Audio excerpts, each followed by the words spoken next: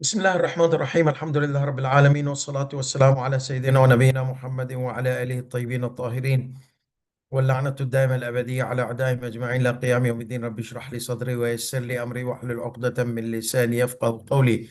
Assalamu alaikum, my beloved ones, wa rahmatullahi wa barakatuh. Again, we are going to continue the Q&A session about the sacrifice of Hajj, and we are going to talk about the time of the sacrifice. We spoke about the place, though there were some ruling which is place and time, and then the rule of thumb is it needs to be in Mina. If not possible in Mina or Valley of Hasr, then anywhere in the Haram, even that Mu'aysam slaughterhouse, if it was in Haram, then it is sufficient. But if it was out of Haram, it is not sufficient. So you know that the whole idea is, if not in Mina, in Haram, that's it. Haram is Makkah, is inside the Haram.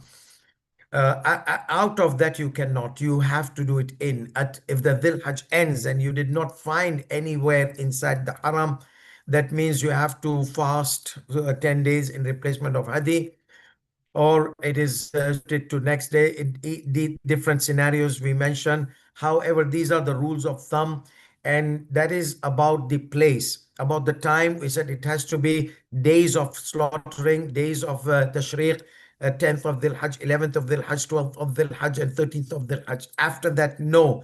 If it was a case of necessity, then it ends until the end of Dhul Hajj. And again, there are scenarios you have to replace it with a sacrifice, with fasting 10 days, which is a replacement of sacrifice. So we know that the place is Mina, Wadi Muhassir, if not Haram, not outside of that, not hometown for Sayyidi Sistani Damadullah. Time on the days of Tashriq. However, you don't exit the Ihram if you have not slaughtered your sacrifice. You can shave off your head, you can pelt the big pillar, you can shave off your head. Sacrifice, if you have purchased, then you can shave off your head. Purchasing the sacrifice of sufficient, but the sacrifice needs to be done in the place. The time is this 13 until 13th. If problems, serious issues, until end of the Hajj. So let's see the questions about regarding the place of the time of sacrifice. If it was not feasible to sacrifice in the daytime of Eid, will it be possible to sacrifice at night, like eve of 11th? Okay. He said, I have a problem. On the basis of obligatory precaution to slaughter in nights of those days. Remember, it should be in days, 10th, 11th, 12th, 13th.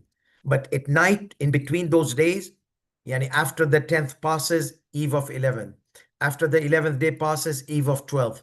After the 12th day passes, eve of 13th. He said, I have a problem in these evenings of those days. Okay, on the basis of obligatory precaution, he said you can refer to some other marja next in line in Alamiya.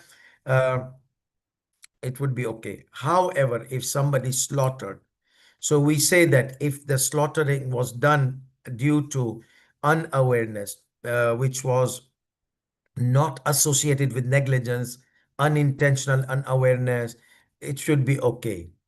Okay. So إذا ذبح في الليل, if he slaughters at night, then if it was out of unintentional negligence or unintentional ignorance, unawareness, unintentional, then it is okay. Okay. And another thing, he did not know unless the days of Tashriq. Remember, we mentioned this. It's all repetition. There's a lot of things we mentioned going to be repeated here, but in a different angle. But the idea is same. If you get the idea, all these are solvable, understandable rulings. So what was the thing? Negligence? Not negligence. Negligence has a different rule. Unawareness. Unawareness, unintentional unawareness. That means not associated with negligence.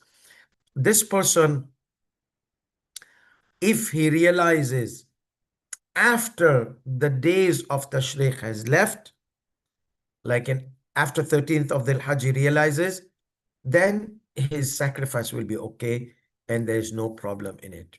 Okay. If he slaughters at night.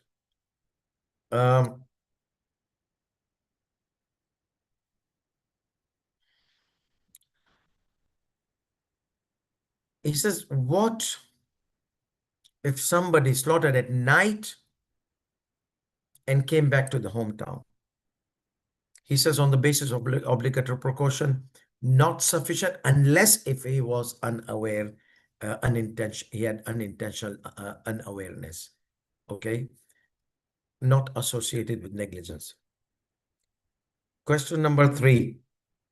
So that was question number 2. If he came back to hometown, and he had slaughtered at night, and he came back to hometown and he was unaware about the ruling. Same thing. Unawareness are 2 types. Question number 3. He says the caravan leader. You know, like when you purchase Hajj package, some caravan leaders, they take money of the sacrifice. They tell you, pay $100 extra for your sacrifice. We'll do the sacrifice for you, unless if you are going to do your own sacrifice. And obviously, caravan leader, you know, they serve the food to the caravan. So they collect the sacrifice of the Hajj and they feed them, which is good. Okay. Kulu, that you have to eat from it. So what happens that he gave him money, $100 or $150 to buy, to sacrifice. And to buy the animal of sacrifice and slaughter it, but he did not sacrifice it in daytime. Eve of 11th came, and he sacrificed it in Makkah in the eve of 11th. So what will be the ruling? He says it's problematic. It is problematic. However, if this person realized that it was slaughtered at night after the passing of the days of tashriq, days of slaughtering, then he says it would be sufficient, because this person responsibility to some person. That other person messed up. Okay, he did not know. He was informed after the passing of the days of the slaughtering. So in that case, it will be sufficient if he realizes. If he realizes in the days of the Shaykh, obviously he has to redo it. Question number 4, same question. What if he realized in the days of the Tashriq, in the days of slaughtering? Should he redo the Hajj? Okay, because the shortcoming was from the representative who was supposed to slaughter. He took the money and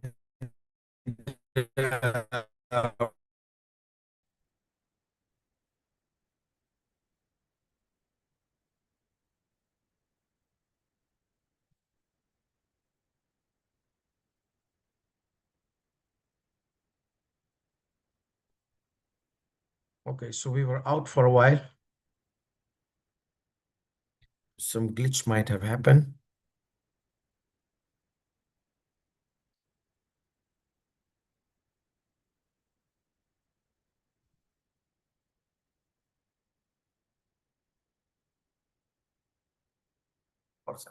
That other person,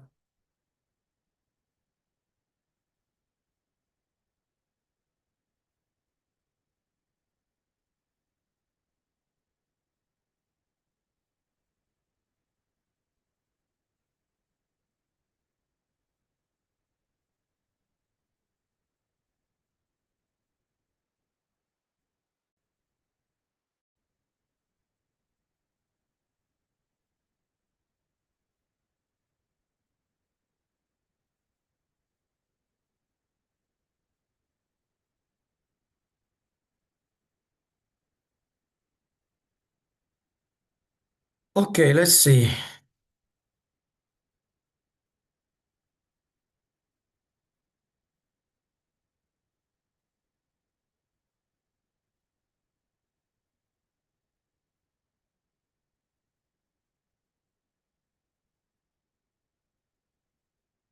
Okay, let's see. Okay, we're back.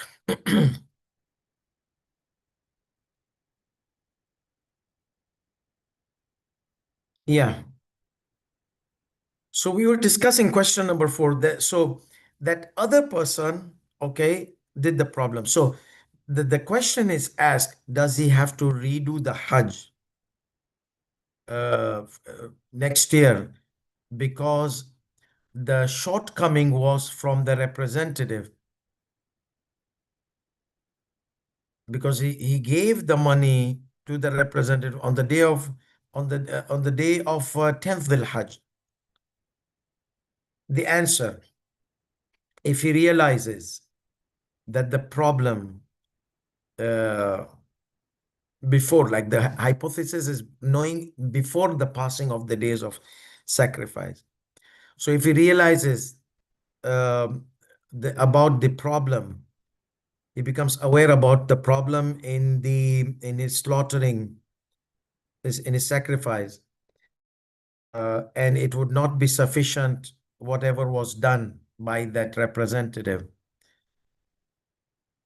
So he's supposed to slaughter another sacrifice, and he did not slaughter another sacrifice, the one who's performing the Hajj. Then he says that his Hajj will be problematic. However, if he had unintentional awareness, unintentional unawareness, okay? So وأما إذا اعتقد لقصور, unintentional unawareness, he thought that his sacrifice is sufficient. However, if he realized before the end of Dhul Hajj, it will be a precautionary measure upon him to slaughter in Makkah in the remaining days of Dhul Hajj anytime, and also to fast, because remember combination, because the days of Tashriq has gone. So now, okay, he's going to do slaughtering, but then also do the fasting. And if he realizes after the passing of the month of Dhul Hajj, then he has to slaughter next year in Mina. However, his Hajj will be correct in all those two scenarios. So let's try to break down these scenarios. Scenario number 1 was he realized that there is a problem in the sufficiency of the sacrifice because it was done at night. After realizing, he did not slaughter another sacrifice. Then his Hajj will not be sufficient because it was in the days of Tashriq. He is supposed to slaughter another. But what if he doesn't have money? Fast 10 days. Okay? But he has to slaughter. If not, then that's secondary thing, fasting. But he did not slaughter and he was able to slaughter. So he said, hey, there will be problem on the basis of obligatory precaution. His Hajj would not be sufficient unless if you refer to another marja. That is,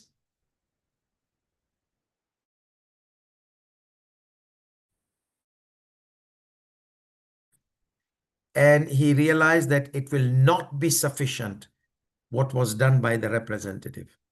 So realization when happened that it will not be sufficient in the days of Tashriq. Good. So this is scenario number 1. However, if he realized that it would not be sufficient due to unawareness, unawareness, which was unawareness, unintentional unawareness. His unawareness was not out of negligence. وَمَا إِذَا اعْتَقَدَ لِقُصُورٍ. So he believed that no, no, no, no, no. My sacrifice is sufficient for whatever he slaughtered. So now no, no, no. My sacrifice is okay in the night, which was slaughtered by the representative. So what if he realizes? So first one, he realizes, first scenario, he realized that there was a problem in sufficiency of his sacrifice, and he did not slaughter. So in the days of Tashriq, this all thing is in the days of Tashriq. So the basis of obligatory precaution is Hajj will be problematic. He needs to find someone else. This is where, if he realized the problem in his sacrifice. However, if he did not realize that there's a problem in his sacrifice out of unintentional negligence, when did he realize? After passing of the month of Dhul Hajj. So obviously, he will, on the basis of obligatory precaution, he will slaughter in Makkah and fast in substitute of the sacrifice. This is when, scenario number one, in the days of Tashriq. Scenario number two, in the days of Dhul Hajj before passing it. Scenario number three, the month of Dhul Hajj passed, he realized you can't do anything. It has to be in Dhul Hajj. So next year in Dhul Hajj in Mina. So basically his Hajj will be correct in both cases where he realized, okay, where? And he slaughtered because it was out of unintentional ignorance. He slaughtered where? In before passing of Dhul Hajj, plus fasting. So Hajj is okay. So we are talking about the Hajj. So only first scenario, the Hajj will be problematic. Second one and third scenario, the Hajj will be okay. Question number 5. You mentioned in the Manasik that it is a person who's afraid, fear on his life, wealth, or dignity. If he slaughters at night. We have done this. We said that it is not the fear of the authorities, fear of this, is fear of being in Mina in daytime. Somebody's waiting, a problem, life, wealth. We mentioned this previous. I'm not going to say that's the fear. So that's the only exceptional case that this person can slaughter in the night, eve of the Eid day, like before the Eid day, because they evacuated Muzdalifah, and he's afraid that in the daytime he might get into problems and this issues. Okay, now let's see. So there are some questions about slaughtering. Question number 1. So we are done with the type of sacrifice, place of sacrifice, time of sacrifice. So these are miscellaneous rules of sacrifice.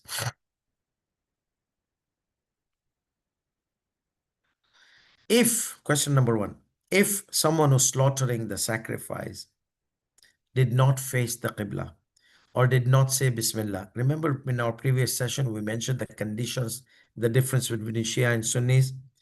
Or he did not face the Qibla and he did not recite the Bismillah.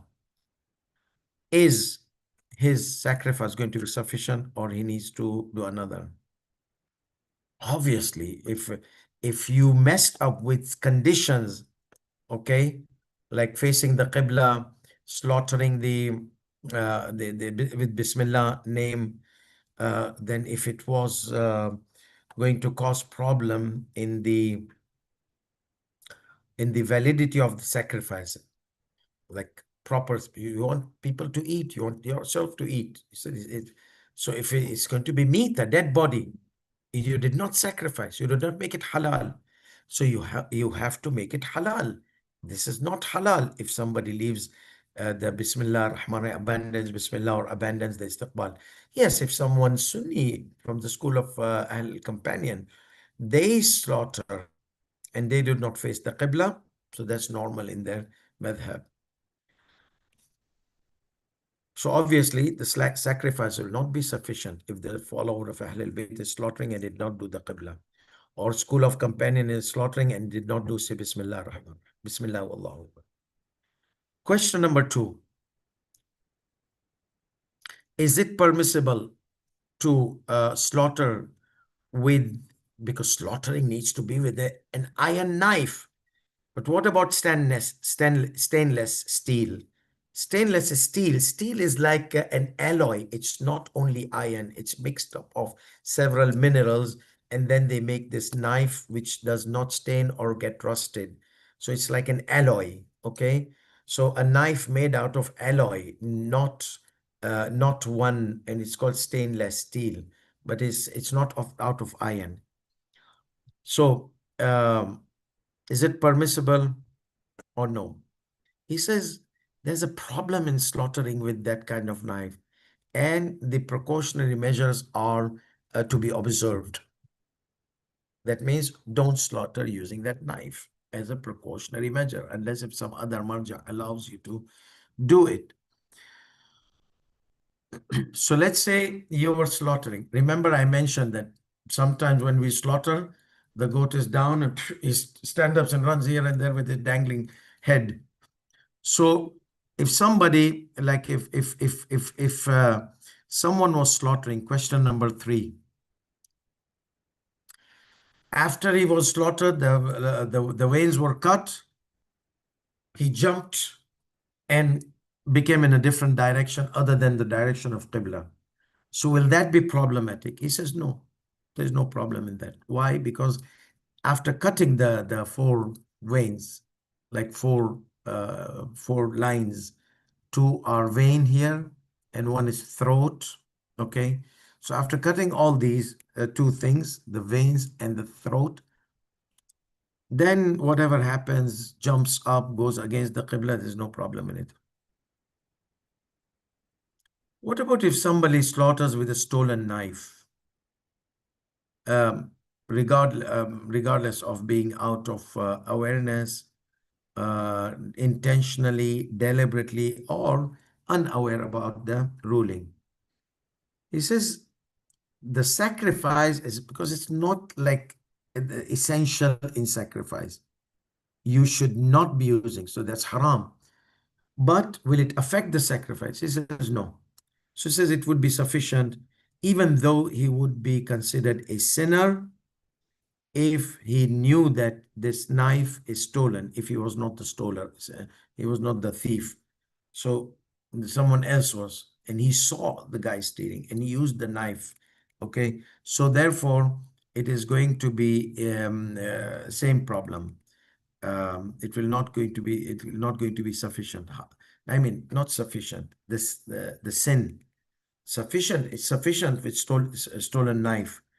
Our thing is here, will it be considered sinner or not sinner? He says if he knew about it's being usurped, then it will be considered sinner, but the sacrifice will be okay.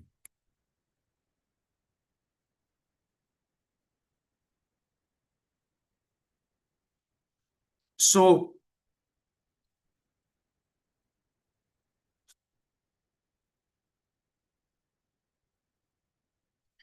he says that is it required that this animal of sacrifice in Hajj Tamattu should be owned by the person who's performing Hajj, or it would be sufficient that he has the permission to slaughter? Representative, I mean, I will rephrase the question.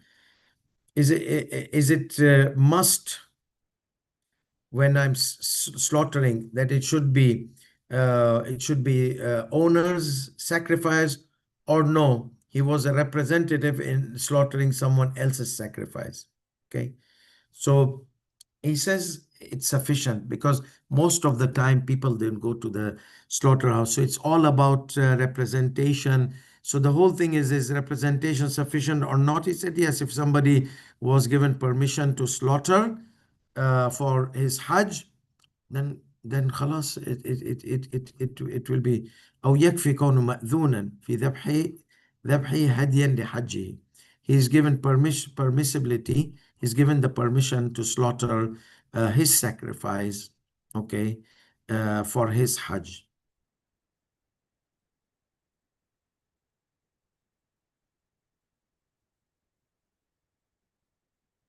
Okay.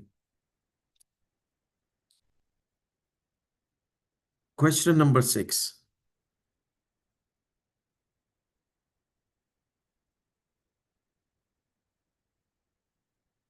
Somebody told someone, please get a sacrifice and slaughter on my behalf. I'm not going to pay you anything. That means without any purchase, without any compensation. If a person who's performing Hajj required, ask someone else to slaughter on his behalf free of charge, that means you get a sheep on my behalf and you slaughter. So if that person does that, maybe it's his friend, okay? So he did it. So is it going to be sufficient? He says yes, because there is no condition that you should be the owner of the sacrifice. Someone else is owner. He purchased and he wants to sacrifice on your behalf. He's a bromance, Islamic bromance brother, okay? He likes you so much and he wants to just to help you out. It will make him feel good. Let's say if this guy slaughters a sacrifice, okay, which of a sheep which is not his, and he sacrifice on his behalf for himself without the permission of the owner of the goat or the sheep. But it was in his mind that later on, I'll take the permission. But while he was slaughtering, there was no permission. So will that be sufficient? Obviously, he said no, because it was not yours. Neither you had permission.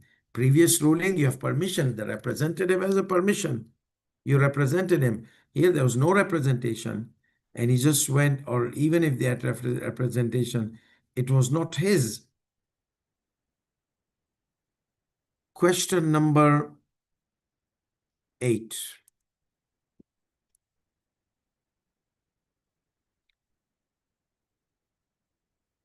What if I have $1,000 and 1 year passed over it and the khums was obligated upon that 1,000? That means I have to take out $200 and remaining 800 can be used. I did not take out khums. Okay. So, and I went for Hajj and I used that 800 money, that money, 1,000 to buy sacrifice from that money. So will that sacrifice be sufficient? He says, if the amount of the money was not specific, it was general, okay? If you purchase with an amount in general, like sometimes what will happen, I need to explain this. Sometimes you say, I'm buying this goat with this money. This is called بيع شخصي, specific money, specific item. I want to buy that box with this money, this specific. However, if I say I want to buy a box from those boxes, it's there. Take this money. I did not specify. So what happens? This is called dhimmi. Yani this is this is not a shakhsi. Kulli, sorry, kulli. So bi'a kulli. So it's lump sum. So I give the money. He said, pick anyone you want. So there are like 10 boxes. I pick one box like this. So this is called kulli. So sometimes, no, I'm buying this specific. No, I want this specific box. Okay, it's $1. So I did not specify. So any dollar of the dollars I have in pocket, I can take out $1 because it was not specified that I am. This is a scenario where the item we are purchasing is specific, but the amount is not specific. The third scenario, both are specific. See this $1, I'm going to give you this $1 and I'm going to purchase this box. So this is called, both are shakhsi, both are specific. The payment happened, the agreement happened very specific. The fourth scenario, I want to get one of these boxes. Yeah, it's $1. So I have $10 inside. Any $1, I did not specify, no, this specific dollar. So any $1 I took, and any one box I took from there. So this is called kulli. So he says, if the amount, remember he says $1,000. Okay, $1,000 you have to pay khums. You did not pay. That $1,000 specific, like you're supposed to pay 200 out of it khums. So every single penny, since you did not pay khums, is asking you to pay me every single, until you pay out 200. Then it will not tell you pay me, take the khums out. Okay, I don't belong to you. So he did not take out khums. So this is called specific amount which has specific khums. Remember this, specificity. Let's say khums is obligated. I need to pay 200. But then what happened? That 1,000 got lost. Is the khums averted away from me? No, because it had shifted in my responsibility. I was supposed to pay. I was able to pay. I did not pay. It got shifted in my responsibility. So now it has become kulli. In my life, in my money, there is $200 I'm required to pay. It's on my shoulder, dhimma, because that original specific got lost. So this is called dhimma. Okay, kulli fi dhimma. General, on my responsibility. Specificness, it got stolen. I don't have it. But my dhimma, the khums became shifted in my responsibility. So it became kulli. So anything I own, it has khums in it. So he says, let's say I have khums in my dhimma. Every money I own, there is khums in it. So I took 500 riyals, which is 100 of it is khums, and I purchased a goat. I had not paid a khums. So what would be the will this sacrifice be sufficient? Why I'm saying this? Because every single thing you own, there is khums in it. Okay, until you get that 100 riyals out of that khums which you're supposed to pay. So he says, if the purchase was done with an amount which was kulli, general, in the responsibility, as is normal, no one comes and says, I'm buying this specific with this. Yeah, if you're buying on a cash counter, you have the item specific, but you swipe your credit card. Credit card is no specific money. It shows that from the you purchase with credit card $100 amount worth of item. So that means in the bank, the credit card, when you will pay the bill, there is some amount, $100 from or whatever you purchase for $10, 20, I forgot. Let's say you purchase for $10. Okay. So you have 1,000. So in 1,000, the $10 are spread. The khums is spread in it. Okay. So it's on your shoulder. So he says, if the purchase was done with an amount, with a general amount on your shoulder, as it's normally done, most of the people that have credit card, it's all kulli. and then إذا كان الشراء بثمن كلي في الذمة كما والوفاء مما استقر عليه الخمس.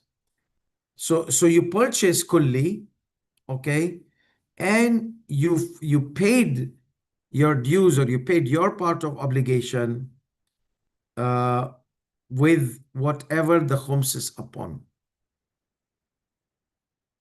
So khumses were in that $1,000. You used it to buy sacrifice. So that means the sacrifice is okay, but however, you will have to pay the amount of the khums from the total value. So if you've got a goat for 500 riyals, I'll have to get 100 riyal out to free that amount from the khums money.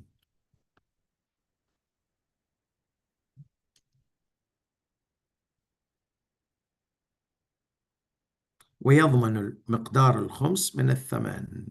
Okay, so if you have spent 500 riyals to buy, that means your responsibility is to pay 100 riyal.